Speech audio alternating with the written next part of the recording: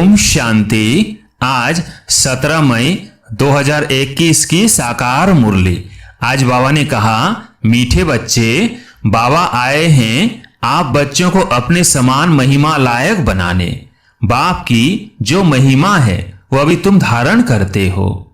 प्रश्न, भक्ति मार्ग में परमात्मा मासूक को पूरा न जानते भी कौन से शब्द बहुत प्यार से बोलते और याद करते हैं? उत्तर, बहुत प्यार से कहते और याद करते हैं। हे मासूक, तुम जब आएंगे तो हम सिर्फ आपको ही याद करेंगे और सबसे बुद्धि योग तोड़ आपके साथ जोड़ेंगे। अब बाप कहते हैं, बच्चे, मैं आया हुआ हूं तो देही अभिमानी बनो। तुम्हारा पहला फर्ज है प्यार से बाप को याद करना। ओम शांति। मीठे मीठे जीव की आत्माओं को परम पिता परमात्मा, जिसने अब शरीर का लोन लिया है, बैठ समझाते हैं कि मैं साधारण बूढ़े तन में आता हूं, आकर बहुत बच्चों को पढ़ाता हूं। ब्रह्मा मुख वंशावली ब्राह्मण बच्चों को ही समझाएंगे, जरूर मुख द्वारा ही समझाएंगे। और किसको समझाएंगे? कहते हैं, बच्चे, तुम मुझे भक्ति मार्ग में बुलाते आए हो। हे पतित पावन, भारत खास और दुनिया में आम सब बुलाते हैं। भारत ही पावन था, बाकी सब शांति धाम में थे। बच्चों को यह स्मृति में रखना चाहिए कि सतयुग त्रेता किसको कहा जाता है, द्वापर कलयुग किसको कहा जाता है, उनमें कौन कौन राज्य करते थे। तुम्हारी बुद्धि में पूरी नॉलेज है। जैसे बाप को रचना के आदि मध्य अंत का ज्ञान है, वैसे तुम्हारी बुद्धि में भी है। बाप जो ज्ञान देते हैं वह बच्चों में भी जरूर होना चाहिए। बाप आकर बच्चों को आप समान बनाते हैं। जितनी बाप की महिमा है उतनी बच्चों की है। बाप ने बच्चों को जास्ती महिमावान बनाया है। हमेशा समझो कि शिव बाबा इन द्वारा सिखाते हैं। आत्मा ही एक दो से बात करती है, परंतु मनुष्य देह अभिमानी होने के कारण समझते हैं फलाना पढ़ाता है। वास्तव में करती सब कुछ आत्मा है। आत्मा ही पाठ बजाती है। देही अभिमानी बनना है, घड़ी घड़ी अपने को आत्मा समझना है। जब तक अपने को आत्मा नहीं समझेंगे तो बाप को भी याद नहीं कर सकेंगे, भूल जाते हैं। तुमसे पूछा जाता है, तुम किसके बच्चे हो? तो कहते हो, हम शिव बाबा के बच्चे हैं। विजिटर बुक में भी लिखा हुआ है। तुम्हारा बाप कौन है? तो झट दे के बाप का नाम बताएंगे। अच्छा, अब देही के बाप का नाम बताओ। तो कोई कृष्ण का, कोई हनुमान का नाम लिखेंगे, या तो लिखेंगे हम नहीं जानते। अरे, तुम लौकिक बाप को जानते हो और पारलौकिक बाप जिनको तुम हमेशा दुख में याद करते हो, उनको नहीं जानते हो। कहते भी हैं, हे भगवान रहम करो, हे भगवान एक बच्चा दो, मांगते हो ना। अब बाप बिल्कुल सहज बात बताते हैं। तुम देह अभिमान में बहुत रहते हो, इसलिए बाप के वर्षे का नशा नहीं चढ़ता है। तुमको तो बहुत नशा चढ़ना चाहिए। भक्ति करते ही है भगवान से मिलने के लिए। यज्ञ, तप, दान, पुण्य आदि करना, यह सब भक्ति है। सब एक भगवान को याद करते हैं। बाप कहते हैं, मैं तुम्हारा पतियों का पति हूं, बापों का बाप हूं। सब बाप भगवान को याद जरूर करते हैं। आत्मा ही याद करती है। बल कहते भी हैं, भ्रिकुटी के बीच में चमकता है अजब सितारा, परंतु यह बिगड़ समझ के ऐसे ही कह देते हैं। रहस्य का कुछ भी पता नहीं। तुम आत्मा को ही नहीं जानते हो तो आत्मा के बाप को कैसे जान सकेंगे? दीदार तो होता है भक्ति मार्ग वाला। भक्ति मार्ग में पूजा के लिए बड़ा बड़ा लिंग रख देते हैं, क्योंकि अगर बिंदी का रूप दिखाए तो कोई समझ ना सके। यह है महीन बात। परमात्मा जिसको अखंड ज्योति स्वरूप कहते हैं, मनुष्य कहते हैं उनका कोई बहुत बड़ा रूप है। ब्रह्म समाजी मठ वाले ज्योति को परमात्मा कहते हैं। दुनिया में यह किसको पता नहीं है कि परम पिता परमात्मा बिंदी है, तो मूंझ पड़ते हैं। बच्चे भी कहते हैं, बाबा किसको याद करें? हमने तो सुना था वह बड़ा लिंग है, उनको याद किया जाता है। अब बिंदु को कैसे याद करें? अरे, तुम आत्मा भी बिंदी हो, बाप भी बिंदी है। आत्मा को बुलाते हैं, वह जरूर यहाँ ही आकर बैठेंगे। भक्ति मार्ग में जो साक्षात्कार आदि होता है, यह सब भक्ति भी एक ही नहीं करते, बहुतों को भगवान बना दिया है। भगत जो भक्ति करते रहते हैं उनको भगवान कैसे कहेंगे?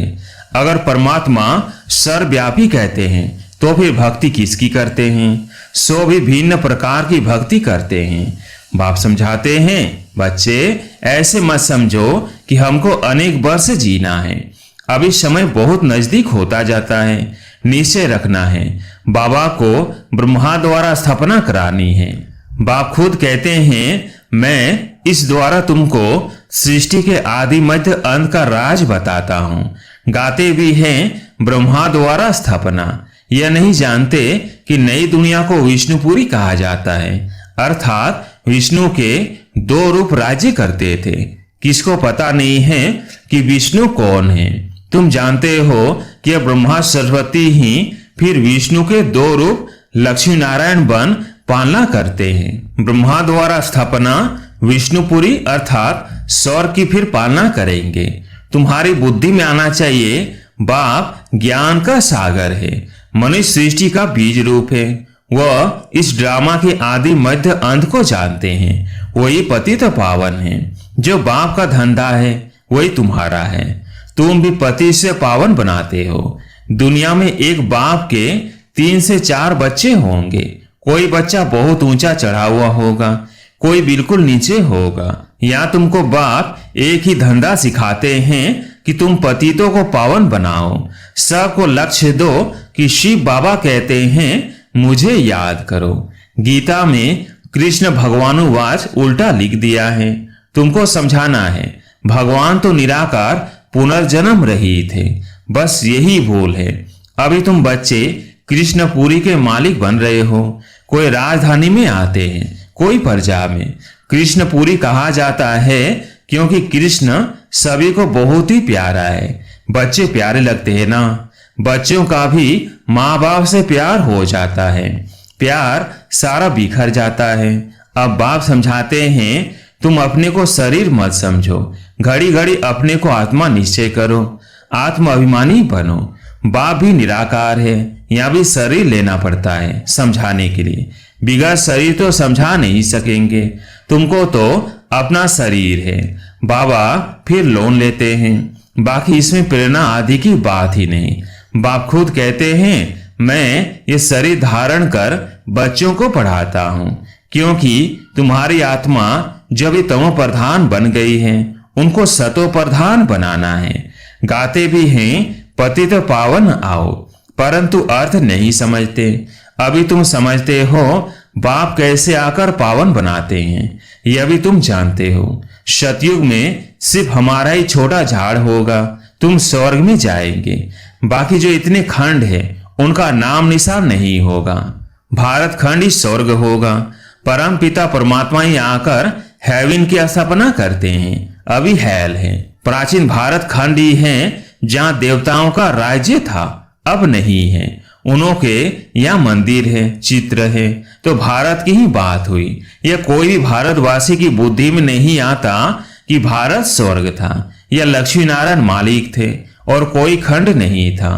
अब तो अनेक धर्म आ गए हैं। भारतवासी धर्म भ्रष्ट कर्म भ्रष्ट बन गए हैं। कृष्ण को श्याम सुंदर कह देते हैं, परंतु अर्थ नहीं समझते। ब्रोवर्य सांवरा था ना, कहते हैं कृष्ण को सर्प ने डसा तो सांवरा हो गया। अब वो तो सतयुग का प्रिंस था, कैसे काला हो गया? अभी तुम यह बातें समझते हो। कृष्ण के माँ बाप भी अभी पढ़ रहे हैं। माँ बाप से उत्तम श्री कृष्ण गाया हुआ है। माँ बाप का कोई नाम नहीं है। नहीं तो जिस माँ बाप से ऐसा बच्चा पैदा हुआ वो माँ बाप भी प्यारे होने चाहिए, परंतु नहीं। महिमा सारी राधे कृष्ण की है, माँ बाप की कुछ है नहीं। तुम्हारी बुद्धि में ज्ञान है, ज्ञान है दिन, भक्ति है रात। अंधियारी रात में ठोकरे खाते रहते हैं। अभी तुम बच्चों को समझाया जाता है घर में रहो, यह सर्विस भी करते रहो। कोई को भी समझाओ, तुम आधा कल्प के आशिक हो, एक मासूक के।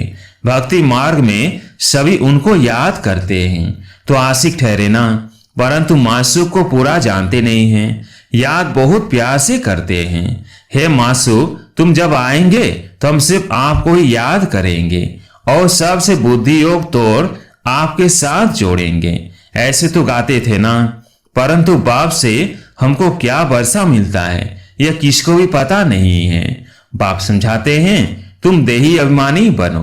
बाप को याद करना तुम बच्चों का पहला फर्ज है। बच्चा हमेशा बाप को, बच्ची माँ को याद करती है। हम जिस है ना, बच्चा समझता है हम बाप का वारिस बनेंगे। बच्ची थोड़ी कहेगी, वो तो समझती है हमको पियर घर से ससुर घर जाना है। अब तुम्हारा निराकार और साकार पियर घर है। बुलाते भी हैं, हे परमपिता परमात्मा रहम करो, दुख हरो सुख दो, हमें लिबरेट करो, हमारा गाइड बनो। परंतु उसका अर्थ बड़े बड़े विद्वान आचार्य भी नहीं जानते हैं। बाप तो सर्व का लिबरेटर है, वही सब का कल्याणकारी है। बाकी वो अपना ही कल्याण नहीं कर सकते तो औरों का क्या करेंगे। यह बाप कहते हैं, मैं गुप्त आता हूं। खुदा दोस्त की कहानी सुनी है ना। अब यह पुल है कलयुग और सतयुग के बीच का, उस पार जाना है। अब खुदा तो बाप है, दोस्त भी है और माता पिता शिक्षक का पाठ भी बजाते हैं। यहाँ तुमको साक्षात्कार होता है तो जादू जादू कह देते हैं। साक्षात्कार तो नौधा भक्ति वालों को भी होते हैं, बहुत तीखे भक्त होते हैं। दर्शन दो नहीं तो हम गला काटते हैं, तब साक्षात्कार होता है। उनको नौधा भक्ति कहा जाता है। यहाँ नौधा भक्ति की बात नहीं, घर में बैठे बैठे भी बहुतों को साक्षात्कार होते रहते हैं। दिव्य दृष्टि की चाबी मेरे पास है। अर्जुन को भी मैंने दिव्य दृष्टि दी ना। यह विनाश देखो, अपना राज्य देखो, अब मामेकम याद करो तो यह बनेंगे। अभी तुम समझते हो विष्णु कौन है। मंदिर बनाने वाले खुद नहीं जानते।